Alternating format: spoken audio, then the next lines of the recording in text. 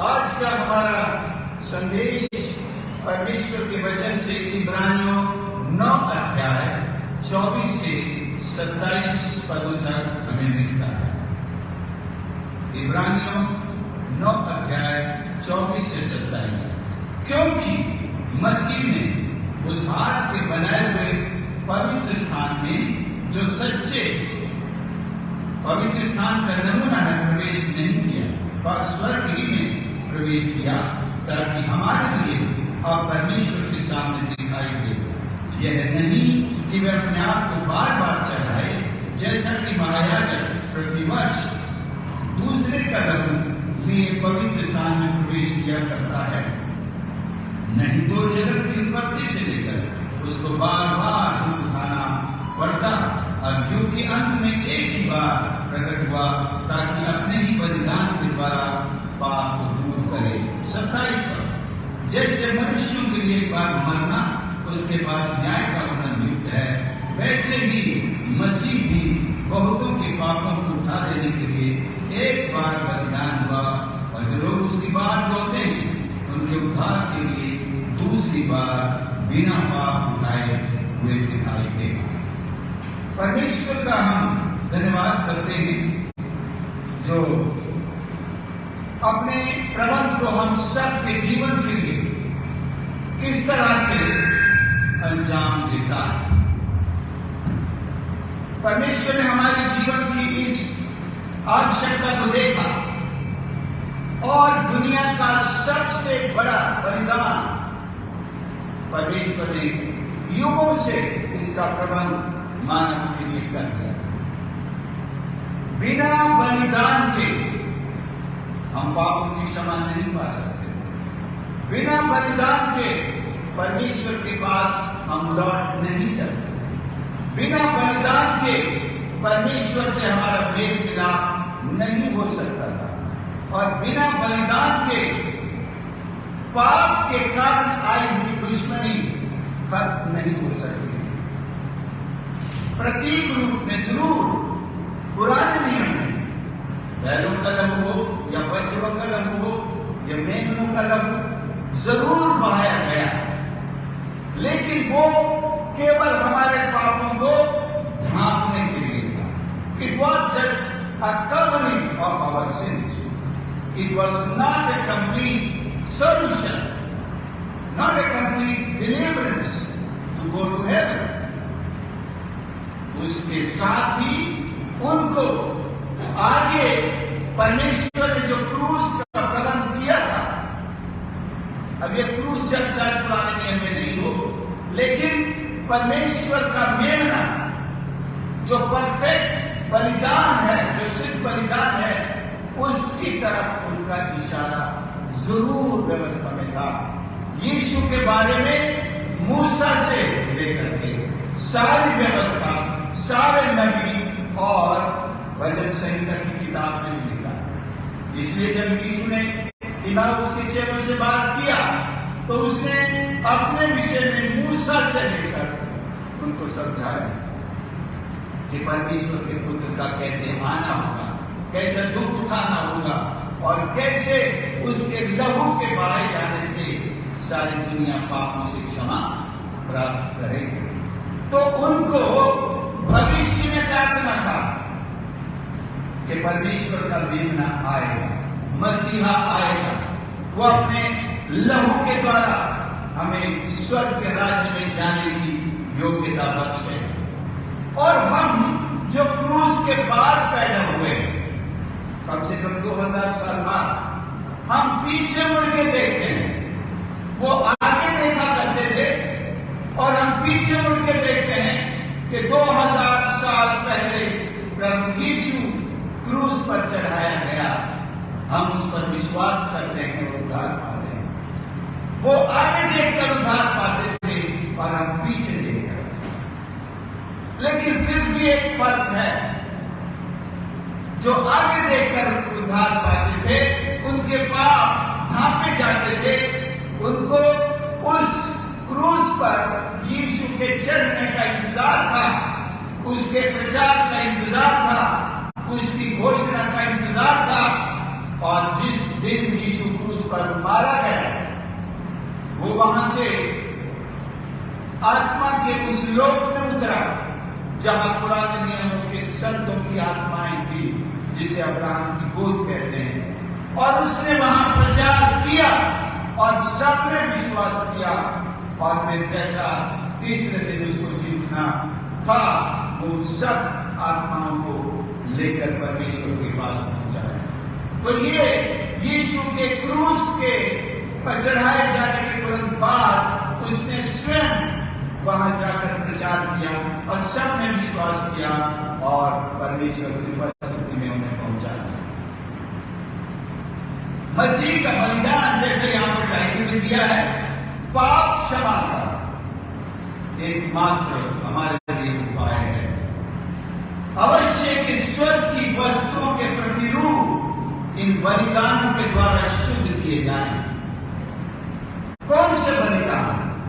पृथ्वी पर जो बलिदान चढ़ाए जा रहे थे, वो भी स्वर्ग के बलिदान का प्रतिरूप थे, टाइप्स थे, मतलब छाया, जैसे फोटोकॉपी आप कहते हैं।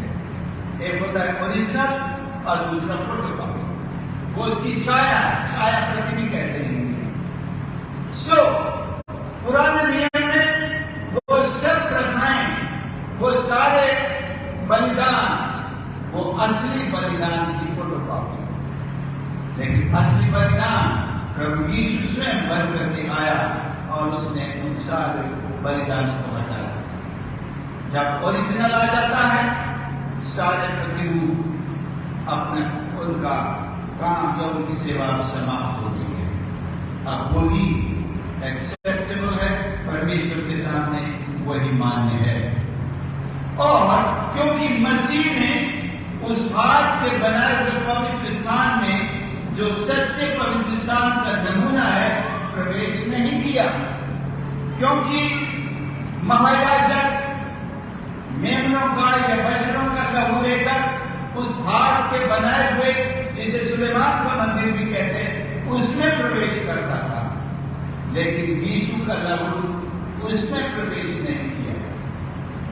हालांकि एक तस्वीर आप जो पढ़ते हैं, मंदिर का पर्दा फट गया, मतलब उस परम पवित्र स्थान में महायाजक ने प्रवेश किया और साथ में उस दीवार को भी तोड़ दिया, जो केवल याजक को अंदर जाने की अनुमति देती थी।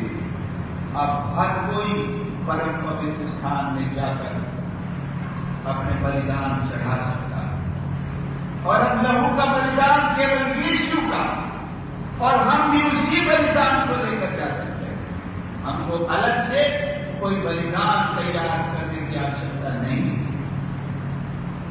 अब तो हमारे धन्यवाद के बलिदान, स्तुति के बलिदान, परमेश्वर की प्रशंसा के बलिदान, हमारी भेंटों के बलिदान हम लेकर जा सकते हैं। सबसे बड़ा बलिदान प्रभु यीशु ने चढ़ाया और हम उसी को परम पवित्र स्थान में लेकर के जा सकते हैं। तो अब हम हाथ के बनाए हुए मंदिर और हाथ की बनाई हुई वेदी के सामने नहीं जाते, बल्कि हम आत्मिक रूप से स्वर्ग के उस परम पवित्र मंदिर में प्रवेश करते हैं। परमेश्वर का धन्यवाद। लिखा है, प्रवेश नहीं किया, पर स्वर्ग ही में प्रवेश किया, ताकि हमारे लिए अब परमेश्वर के सामने दिखाई दे। वो स्वर्ग में हमारी ओर से एक महायाजक होकर के हमारी ओर से बलिदान चढ़ा चुका है और अनेक आने वाले के लिए विनती करता है। तो हम जब पीछे मुड़कर क्रूस को देखते हैं, तो ताजे रूप, जैसे आज ही कोई पापी तौबा करता है, तो आज ही जैसे मसीह का रक्त ताजा रूप में परमेश्वर ग्रहण करता है, उसी तरह वो हमको उसके लहू से धोकर पवित्र करता है और हमको ग्रहण करता है। हमारी ओर से प्रभु यीशु का लहू परमेश्वर ग्रहण करता है। सो आपके और मेरे लिए परमेश्वर का पुत्र हमारा उद्धार करता, अब हमारा महायाजक है।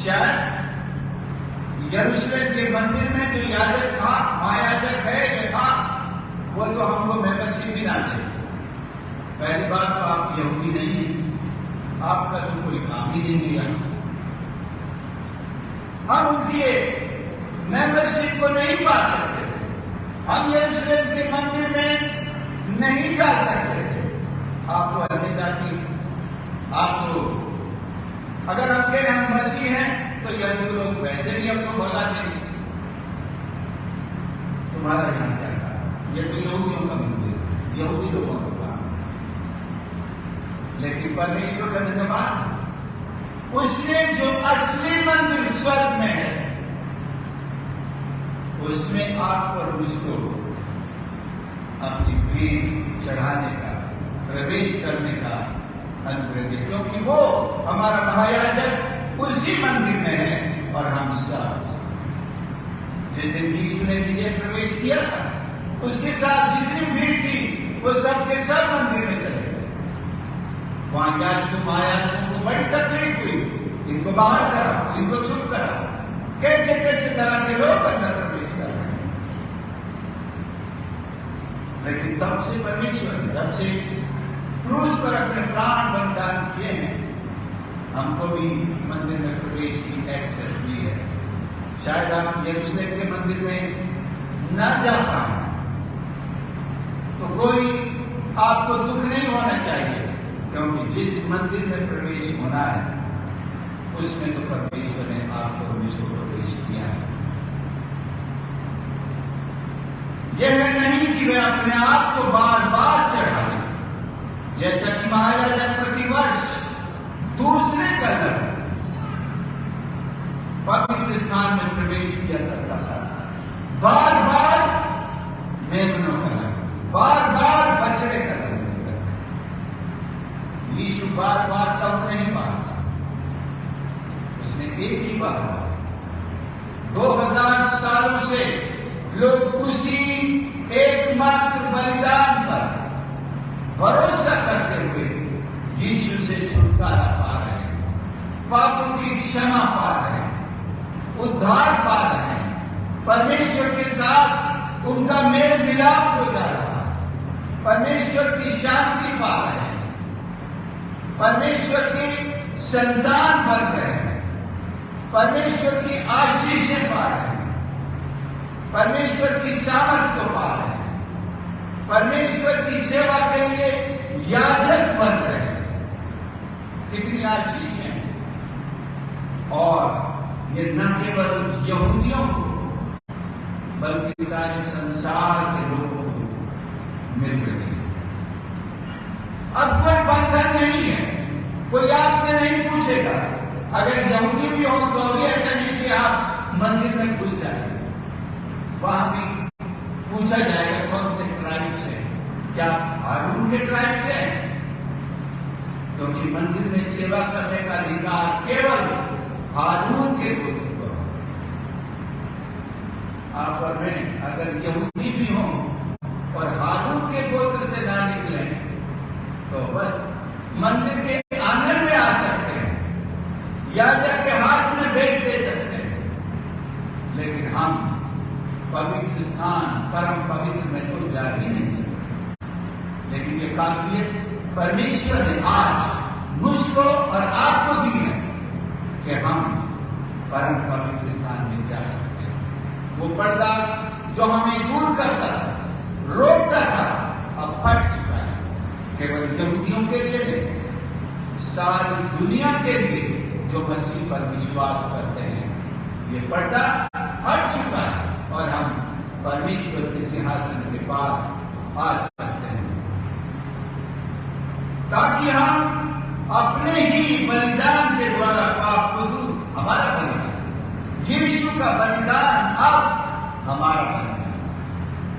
आप कह सकते हैं वो तो दूसरे का बलिदान, बछड़े का, मेमने का बलिदान तो वो हुआ, यहां भी हम तो नहीं हुए बलिदान, तो भी यीशु हमारे लिए बलिदान हुआ। लेकिन यीशु का बलिदान हमारा बलिदान कहलाता है। जब आप उसके बलिदान पर भरोसा करते हैं, स्वीकार करते हैं, ये आपका मेरा बलिदान देना चाहता है, हम इस बलिदान को लेकर परमेश्वर के पास जा सकते हैं। तो जैसे लिखा है, मनुष्यों के लिए एक बार मरना, उसके बाद न्याय का हो। एक बार। कई लोग दुनिया में बहुत तरह के सिद्धांत प्रचलित हैं।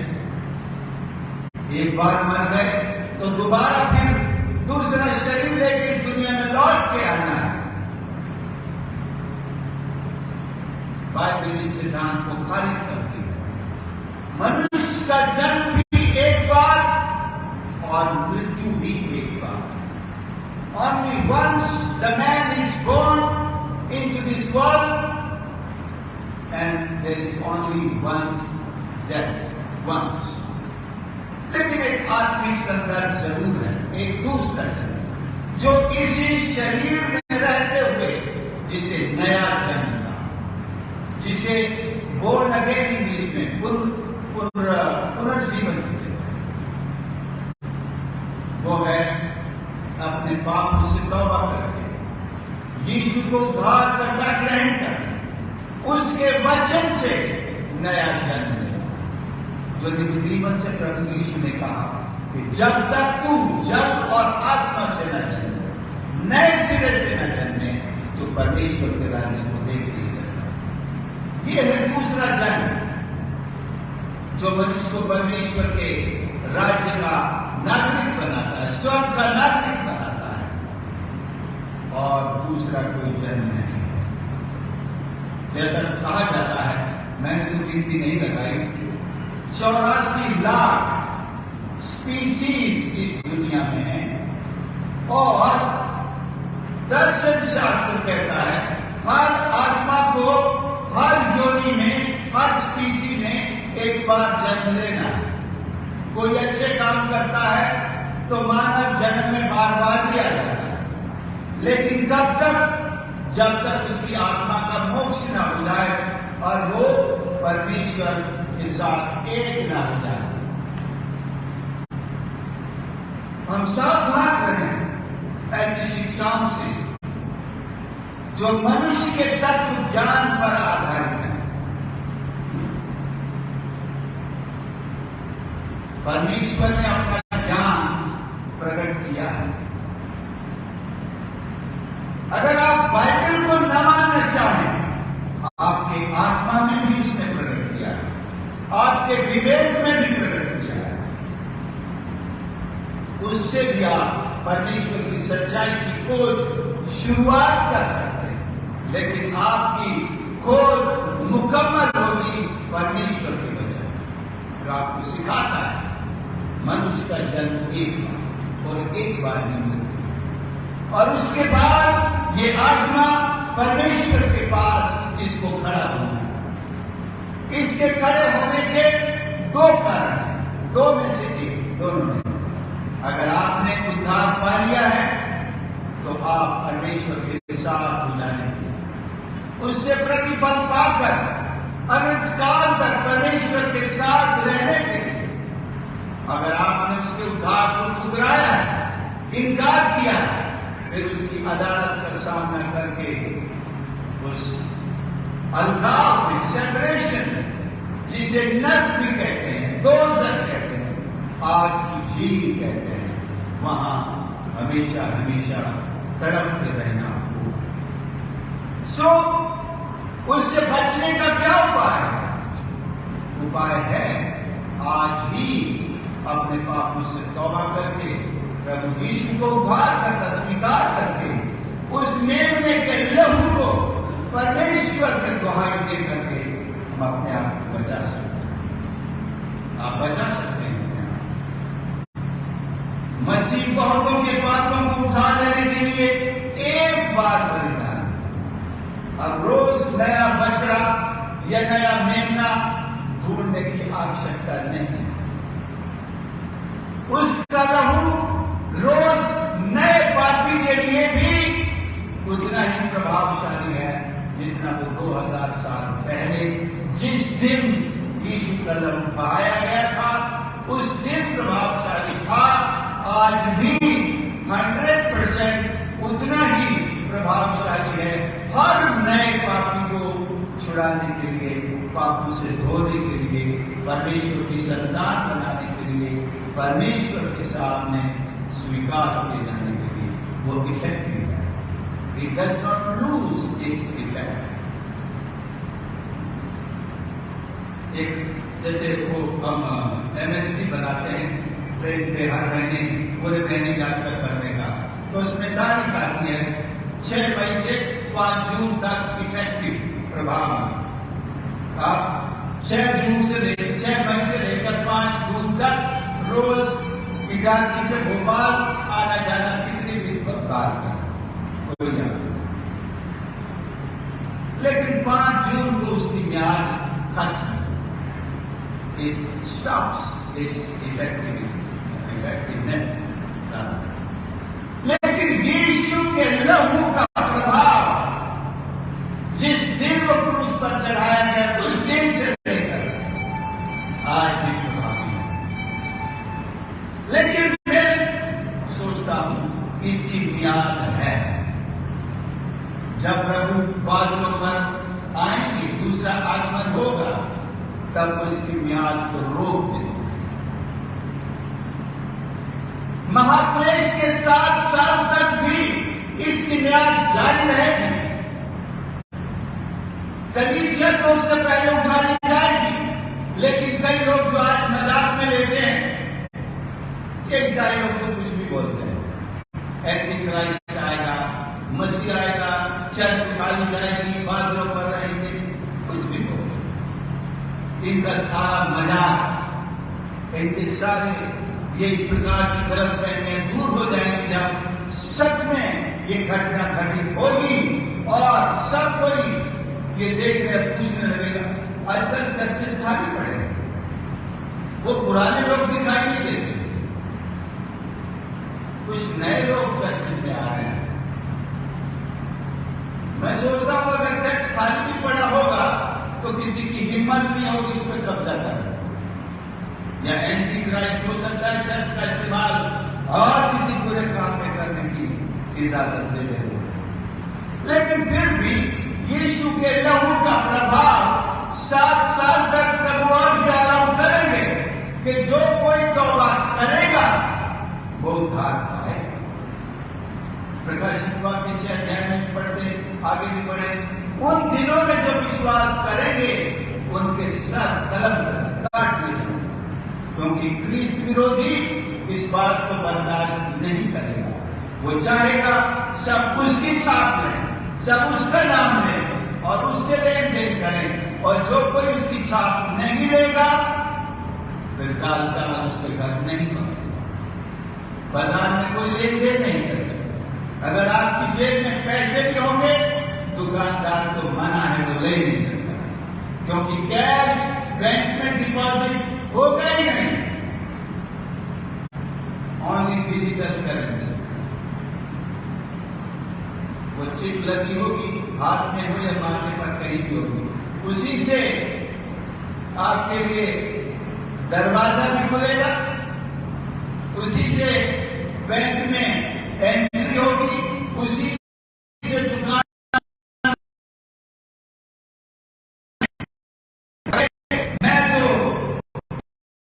मेरी आंखें खुल गई हैं, ये ख्रीस्त विरोधी है, मैं तो ये नहीं लूंगा, मैं तो बाइबल पर चलूंगा, फिर आपको बड़ी परेशानी है। वो ढूंढ कर उनको खत्म करेगा, क्योंकि वो फिर 3.5 साल के बाद अपनी ही मूर्ति बनवाकर, अभी तक जो मंदिर बनना शुरू नहीं हुआ है वो बन जाएगा और उसमें खड़ी करेगा, और जो झूठा नबी है वो उसमें प्राण फूकेगा और वो मूर्ति बात भी करने लगेगा। लोग आश्चर्य करेंगे, ऐसा तो कभी नहीं, मूर्ति बात करेगी ख्रीस्त विरोधी, लोग आश्चर्य, हाँ दंडवत करेंगे, उसको ईश्वर समझ करेंगे, लेकिन ये सारे श्राप केवल वे जो उन दिनों में भी इस सच्चाई से वंचित रह गए थे, इसको मजाक समझते थे, गंभीरता से नहीं लिया था, अब समझ गए हैं कि हम ये तुम उठाएं, जिससे कि अनंत काल तक नरक में जाकर हम दुख उठाएं, हम क्रिस्त विरोधी के हाथ से मारे जाएंगे, वो बेहतर है। लेकिन हम यीशु का अपने उद्धारकर्ता स्वीकार करेंगे। ऐसे लोगों का जीना मुश्किल हो जाएगा और वो खुशी से बलिदान भी हो जाएंगे। ऐसे लोगों की भी बड़ी संख्या प्रकाशित वाक्य में आपको देखने को मिलती है। सुप्रीम ये बलिदान मैंने कहा आज भी उतना ही प्रभावशाली है। हर एक के पापों को धोता है और नया जीवन देता है, पवित्र जीवन देता है, हमारे शरीर को भी पवित्र करता है, विवेक को भी पवित्र करता है, हमारी आत्मा को भी पवित्र करता है, हमारे स्टेटस को भी चेंज करता है। हम जो शैतान की कहलाते हैं, हम परमेश्वर के संतान बन जाते हैं। और जो लोग उसकी बात जोड़ते हैं उनके लिए, उनके उद्धार के लिए दूसरी बार बिना पाप उठाए दिखाई देगा, प्रकट होगा। एक और आशा इसमें हमारे लिए जुड़ी हुई है कि यीशु जो स्वर्ग पर चला गया है दोबारा दिखाएगा, वो दोबारा आएगा। और किन के लिए आएगा? जिन्होंने उसे अपना प्रभु उद्धारकर्ता स्वीकार किया, जिन्होंने उसका इनकार किया। आप और मैं जहां भी रहते हैं हम गवाह हैं, अपने परिवारों में भी कहा है। अगर वो हमारा विरोध भी करते हैं, इसका मतलब वो जान गए हैं कि यीशु कौन है, तभी तो विरोध करते हैं। वो उल्टा हमको समझाते, वो कहते हैं तुम बेवकूफ हो गए, तुम पागल हो गए। सच्चाई ये है। तो हमारी सच्चाई को काटने के लिए उनको इस सच्चाई को जानना जरूरी है। उनकी नजरों में वो जानते हैं कि हम अगर सच पर नहीं हैं तो इसका क्या मतलब है। लेकिन उनकी आंखें अभी भी हम कहेंगे अंधी, उतना नहीं जानते जितना उन्हें जानना चाहिए। इसलिए प्रभु यीशु की यह प्रार्थना, हे पिता इन्हें क्षमा कर, क्योंकि ये नहीं जानते कि ये क्या कर रहे हैं। ये मसीह का विरोध आज भी कर रहे हैं क्योंकि ये नहीं जानते। तो प्रभु यीशु की क्षमा उनके लिए उपलब्ध है, लेकिन एक्टिवेट तभी होगी जब वो खुद तौबा करें। ऐसे नहीं कि यीशु ने क्षमा कर दिया तो अब ये भी सारे स्वर्ग जाएंगे, क्योंकि ये तो जानते नहीं थे ना प्रभु ने माफ कर दिया। आपको भी क्षमा मांगनी पड़ेगी, तब यीशु की क्षमा आपके जीवन में मुकम्मल होगी या पूरी होगी, एक्टिवेट होगी।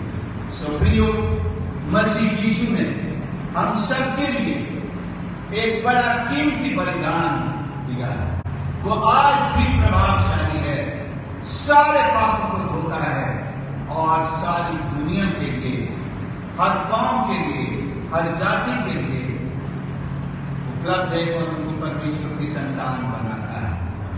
अब ये नहीं रह गया कि केवल मसीहा यहूदियों के लिए है या इजराइलियों के लिए है या एक कौम के लिए है, बल्कि वो आज सारी दुनिया के लिए है। तब से सारी दुनिया के लिए, आज नहीं। वो युगान युग से सारे जगत के लिए है। क्योंकि यूहन्ना ने बपतिस्मा देने वाले ने जैसे कहा, देखो ये परमेश्वर का मेमना जो सारे जगत के पापों को उठा ले जाता है। वो कह सकता था जो यहूदियों के पापों को उठा ले जाता है, लेकिन नहीं, वो परमेश्वर की प्रेरणा से बोल रहा था सारे जगत के पापों। आप और मैं उसी जगत में हैं और हमारे पाप उठा लिए गए, लेकिन हमको उन पापों से तौबा करना, तभी वो आशीष हमारे जीवन में आती है। मैं विश्वास करता हूं यहां जितने मुझे सुन रहे हैं, आप सब ने तौबा किया है। यदि कोई आज एक भी ऐसा जन है कि जिसने यीशु पर विश्वास नहीं किया, अपने पापों से क्षमा नहीं पाई, यीशु को उद्धारकर्ता स्वीकार नहीं किया, अपने हृदय को यीशु का मंदिर नहीं बनाया, प्रभु आपसे कह रहा, मैंने तुम्हारे पापों को उठा लिया, तौबा कर। मुझे अपने जीवन में जगह दो।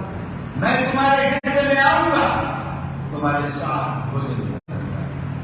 परमेश्वर का भोजन उसके मुख से निकला हुआ उसका वचन जो हमारे साथ है। आगे हम प्रार्थना करें।